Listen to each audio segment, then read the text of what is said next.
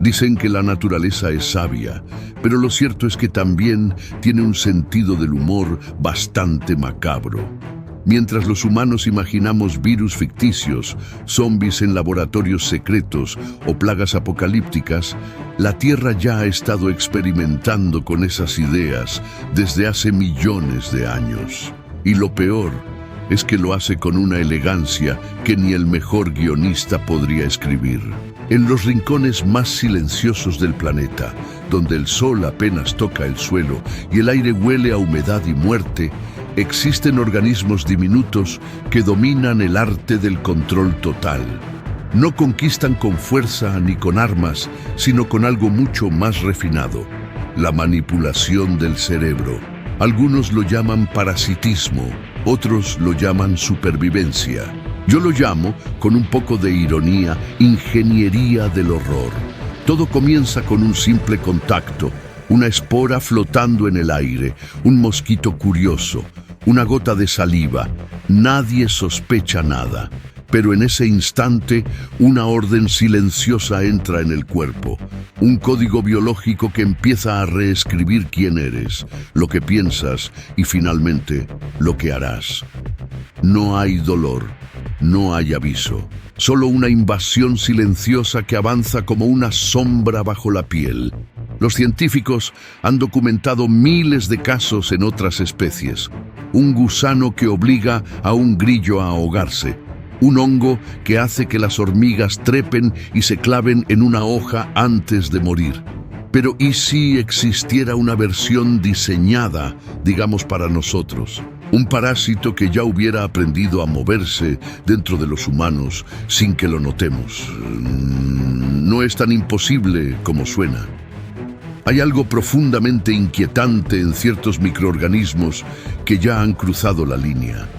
Algunos virus alteran la agresividad. Otros afectan el deseo, la empatía o la voluntad.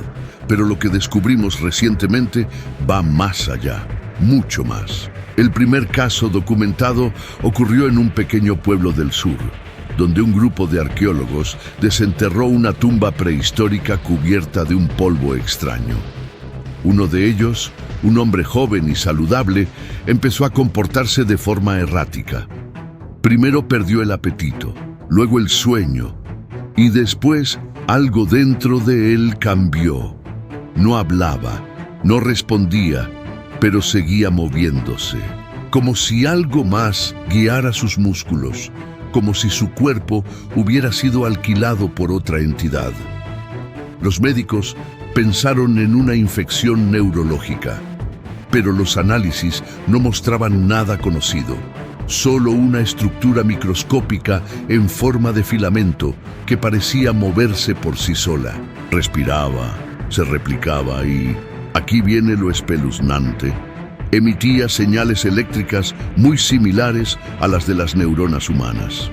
Era como si intentara comunicarse, o peor, integrarse. Cuando intentaron aislar el organismo, este ya se había multiplicado. En cuestión de días había invadido tejidos, ojos, músculos y nervios. Y, sin embargo, el cuerpo seguía en pie, rígido, tembloroso, pero vivo. Técnicamente vivo. Los científicos comenzaron a llamarlo Cordyceps humanis, aunque ese nombre se retiró después de que el caso fuera clasificado y todos los involucrados desaparecieran del registro público. Las grabaciones, sin embargo, se filtraron. En ellas se ve al arqueólogo caminando por un pasillo del hospital con la mirada vacía, la piel pálida y la cabeza ligeramente inclinada hacia un lado, como si estuviera escuchando algo. De su boca salía un leve zumbido, un murmullo repetitivo que ningún micrófono pudo descifrar. Algunos dicen que era una palabra, otros aseguran que eran órdenes. El parásito, aparentemente, había descubierto la forma de mantener activo el cuerpo aun cuando las funciones cerebrales estaban en colapso. No mataba al huésped, lo usaba, como si el cuerpo fuera una marioneta y el cerebro solo un medio temporal. Un intermediario biológico, en cierto modo, era una resurrección, una reanimación sin alma, pero con propósito. Los informes describen que los afectados no mostraban signos de descomposición, aunque sus pulsos eran casi imperceptibles. No respondían al dolor, pero reaccionaban a ciertos sonidos, especialmente a frecuencias bajas, como si algo dentro de ellos esperara una señal, un llamado. Y aquí viene la parte más perturbadora. Los investigadores que estudiaron los tejidos infectados descubrieron que las células parasitadas producían una sustancia parecida a la dopamina, la misma que genera placer en el cerebro humano. Es decir, el huésped experimentaba una sensación de calma o euforia mientras era controlado. En otras palabras, el parásito no solo tomaba el cuerpo, sino que hacía que la mente lo aceptara con gusto. Piensa en eso por un momento. Un ser que te invade, apaga tus pensamientos, mueve tus manos, tus piernas, tu boca, y aún así te hace sentir bien. Te hace creer que eres tú quien decide. No hay necesidad de violencia, ni de miedo. Solo una obediencia placentera, suave, casi espiritual. ¿Qué mejor forma de dominar una especie que hacerla amar su propia sumisión? Y antes de que te consueles pensando que esto solo pasa en laboratorios o películas, te advierto algo. Las pruebas más recientes indican que el Cordyceps humanis, o como prefieren llamarlo ahora, Proyecto H, no desapareció, simplemente mutó.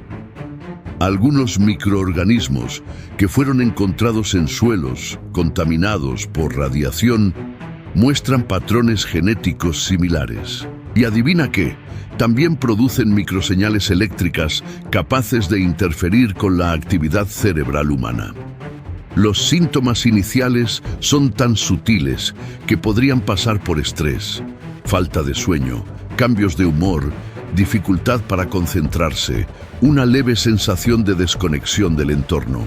Pero después vienen los reflejos involuntarios, movimientos que no recuerdas haber hecho, miradas que no sabes por qué sostienes, y un sonido en el fondo de tu mente, un eco suave que parece repetirte: no resistas.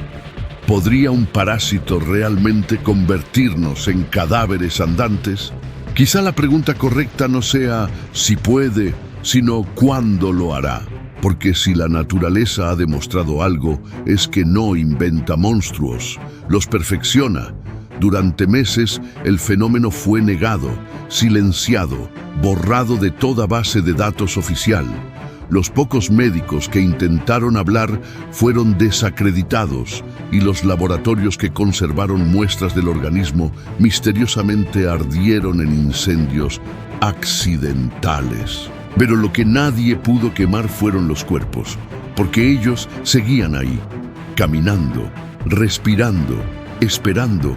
Los lugareños empezaron a llamarlos los callados. Eran personas que un día simplemente se levantaban, vacías, sin recuerdos, sin voluntad, sin palabras. Caminaban de manera lenta, torpe pero constante. No necesitaban comer, no dormían, y sus ojos, aunque abiertos, parecían mirar desde otro lado. Algunos juraban haberlos visto detenerse frente a espejos y sonreír, como si dentro de su reflejo hubiera alguien más. Cuando las autoridades intentaron contenerlos, se dieron cuenta de algo aún más aterrador. Cualquier contacto con fluidos, incluso una gota de sudor o una lágrima, bastaba para que la infección comenzara de nuevo. Pero esta vez, la transmisión no necesitaba penetrar el cuerpo. El parásito había desarrollado la capacidad de emitir impulsos eléctricos microscópicos, imitando la comunicación neuronal. En otras palabras, podía hablar con el cerebro humano sin tocarlo. Lo más escalofriante no fue cómo se propagaba, sino lo que hacía después. Los infectados empezaron a moverse en patrones sincronizados. Grupos enteros caminaban hacia lugares específicos, bosques, fábricas abandonadas, túneles subterráneos. Se reunían allí, en silencio absoluto, y permanecían de pie durante horas, días, observando la nada. Algunos testigos describieron un zumbido apenas audible que provenía del suelo, como si algo los estuviera llamando desde abajo. Los científicos, por supuesto, buscaron explicaciones racionales, pensaron en alucinaciones colectivas, virus neurológicos, incluso histeria masiva, hasta que descubrieron una señal, una frecuencia baja, constante, que parecía emanar desde la ionosfera terrestre. Una vibración imperceptible para el oído humano, pero perfectamente detectable por las neuronas infectadas. Era como si el parásito hubiese conectado a todos sus huéspedes en una sola red biológica. Un cerebro planetario. La humanidad, sin saberlo, había dado vida al enjambre perfecto. Un organismo sin límites, sin fronteras, sin moral. Lo más irónico es que todo esto no surgió de la nada. En los archivos filtrados de un antiguo programa militar se encontró una mención a algo llamado Proyecto H, supuestamente diseñado para estudiar hongos capaces de controlar plagas agrícolas. El objetivo era programar el comportamiento de insectos mediante bioseñales. Pero los científicos, al intentar potenciar la conexión neuronal del hongo, cruzaron una línea invisible. Crearon una especie capaz de adaptarse al cerebro humano. Y cuando comprendieron lo que habían hecho, ya era demasiado tarde. El parásito, según registros incompletos, no destruye al huésped, lo reescribe. Copia sus recuerdos, su lenguaje, su forma de moverse. Por eso los infectados no parecen diferentes al principio. Siguen con sus rutinas, sus trabajos, sus conversaciones. Pero hay pequeñas cosas, detalles. Parpadean menos. Su tono de voz es más plano. No ríen, no lloran. Y a veces, cuando nadie los observa, se quedan inmóviles mirando un punto fijo durante minutos. Los investigadores que siguieron los casos en secreto descubrieron algo aún más inquietante. Las resonancias magnéticas mostraban una actividad cerebral adicional, una especie de capa eléctrica que rodeaba el córtex. No era humana. Era el parásito comunicándose con otros cuerpos infectados a kilómetros de distancia, sin internet, sin satélites, sin cables, una red biológica global. En cuestión de meses, esa red empezó a mostrar patrones inteligentes, coordinación, intención. Los infectados comenzaron a aparecer en puntos estratégicos del planeta. Plantas eléctricas, centros de datos, estaciones de energía. Parecía una invasión, pero silenciosa, casi invisible. Nadie disparó un arma, nadie declaró una guerra. Simplemente dejamos de ser los únicos en el control. Y aquí está la parte más trágica. El parásito no mata, no necesita hacerlo, te deja vivir, pero tú ya no eres tú. Tu mente se vuelve un cuarto vacío con una voz ajena que toma decisiones en tu lugar. Tu cuerpo, una herramienta. Tu conciencia, un recuerdo. Desde fuera pareces normal. Desde dentro solo observas. Hay quienes dicen que los infectados sienten una especie de paz absoluta, una conexión con algo mayor. Que dejan de tener miedo, que pierden el sentido del tiempo. Algunos científicos llegaron a llamar al fenómeno la nueva forma de simbiosis. Un renacimiento de la especie humana, pero sin ego, sin caos, sin voluntad. Un mundo perfectamente controlado. ¿Y sabes qué es lo más aterrador de todo? Que quizá ese sea el plan. Tal vez la evolución no se detiene en el pensamiento ni en la inteligencia. Tal vez el siguiente paso sea rendirse. Dejar que algo más eficiente, más unido, más consciente nos sustituya. Tal vez el parásito no nos esté destruyendo, tal vez nos esté completando. Porque si lo piensas bien, nosotros también somos parásitos. Hemos consumido al planeta, drenado sus recursos, manipulado su equilibrio.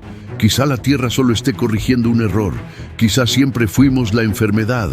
Y si ahora la cura camina entre nosotros, disfrazada con nuestros rostros, con nuestras voces y nuestras memorias, entonces tal vez el futuro de la humanidad ya no dependa de resistir, sino de aceptar. Así que, si un día te miras al espejo y sientes que algo dentro de ti se mueve antes que tú, no grites, no corras, solo sonríe. Podría ser que, finalmente, estés despertando.